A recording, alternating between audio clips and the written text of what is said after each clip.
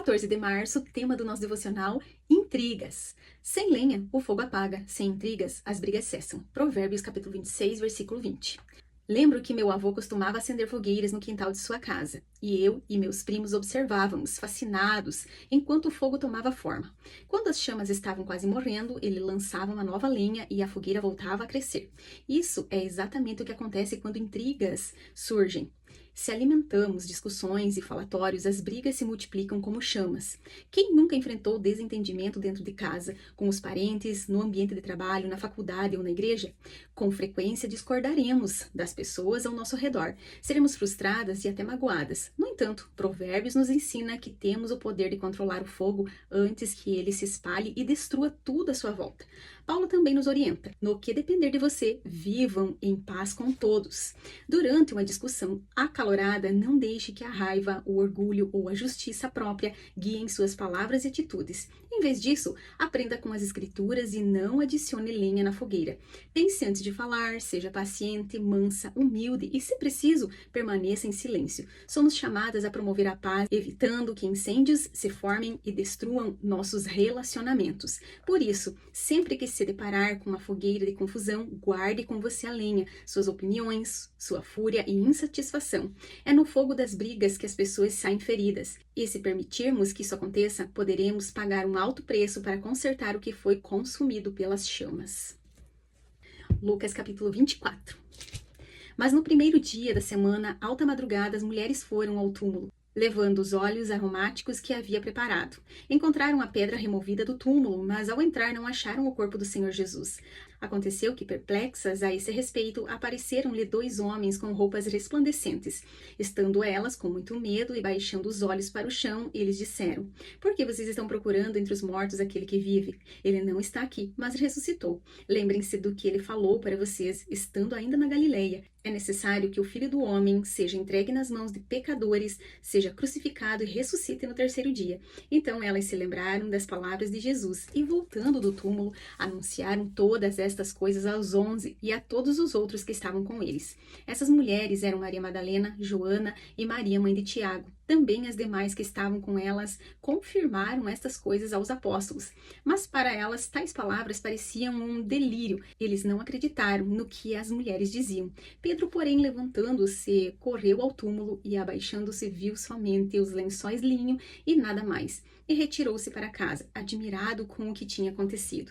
Naquele mesmo dia, 2 discípulos estavam indo para uma aldeia chamada Emaús, que ficava a uns 10 quilômetros de Jerusalém, e iam conversando a respeito de tudo o que tinha acontecido. Enquanto conversavam e discutiam, o próprio Jesus se aproximou e ia com eles. Porém, os olhos deles estavam como impedidos de o reconhecer. Então ele perguntou: O que vocês estão discutindo pelo caminho? E eles pararam entristecidos. Um, porém, chamado Cleopas, respondeu: Será que você é o único que esteve em Jerusalém e não sabe o que aconteceu lá nesses últimos dias? Ele perguntou: Do que se trata?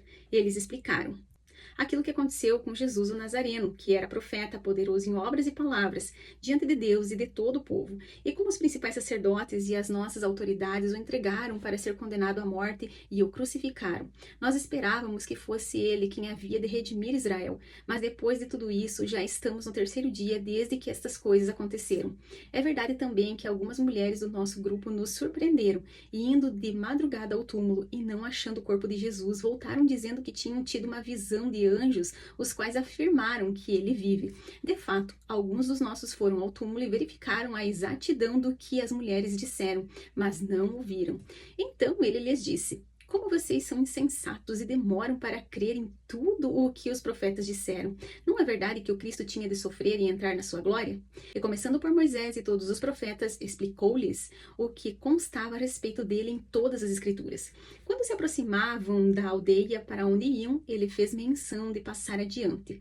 Mas eles o convenceram a ficar, dizendo: Fique conosco, porque é tarde e o dia já está chegando ao fim. E entrou para ficar com eles. E aconteceu que, quando estavam à mesa, ele pegou o pão e o abençoou.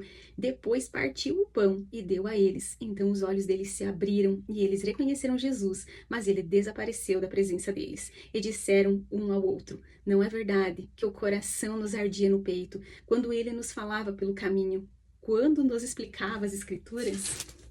E na mesma hora, levantando-se, voltaram para Jerusalém, onde acharam reunidos 11 e outros com eles, os quais diziam: de fato, o Senhor ressuscitou e já apareceu a Simão. Então os dois contaram o que lhes tinha acontecido no caminho e como tinham reconhecido o Senhor no partir do pão. Falavam ainda estas coisas quando Jesus apareceu no meio deles e lhes disse: que a paz esteja com vocês. Eles, porém, ficaram assustados e com medo, pensando que estavam vendo um espírito. Mas ele lhes disse: por que vocês estão assustados? E por que surgem dúvidas no coração de vocês? Vejam as minhas mãos e os meus pés, que sou eu mesmo. Toquem em mim e vejam que é verdade, porque um espírito não tem carne nem ossos, como vocês estão vendo que eu tenho. Dizendo isso, mostrou-lhes as mãos e os pés, e por não acreditarem eles ainda, por causa da alegria, e como estavam admirados, Jesus lhes disse: vocês têm aqui alguma coisa para comer? Então lhes apresentaram um pedaço de peixe assado, e ele comeu na presença deles. A seguir, Jesus lhes disse: são estas as palavras que eu lhes falei, estando ainda com vocês. Era necessário que se cumprisse tudo o que está escrito a respeito de mim na lei de Moisés, nos profetas e nos salmos. Então lhes abriu o entendimento para compreenderem as Escrituras, e disse-lhes: assim está escrito que o Cristo tinha de sofrer, ressuscitar dentre os mortos no terceiro dia, e que em seu nome se pregasse arrependimento para a remissão de pecados a todas as nações, começando em Jerusalém. Vocês são testemunhas destas coisas. Eis que envio sobre vocês a promessa de meu Pai. Permaneçam, pois, na cidade, até que vocês sejam revestidos do poder que vem do alto. Então Jesus os levou para fora até Betânia, e erguendo as mãos, os abençoou. Acontecia o que, enquanto os abençoava, ia se retirando deles, sendo elevado para o céu. Então eles, adorando-o, voltaram para Jerusalém, cheios de alegria, e estavam sempre no templo, louvando a Deus. Aleluia! Deus abençoe e até amanhã.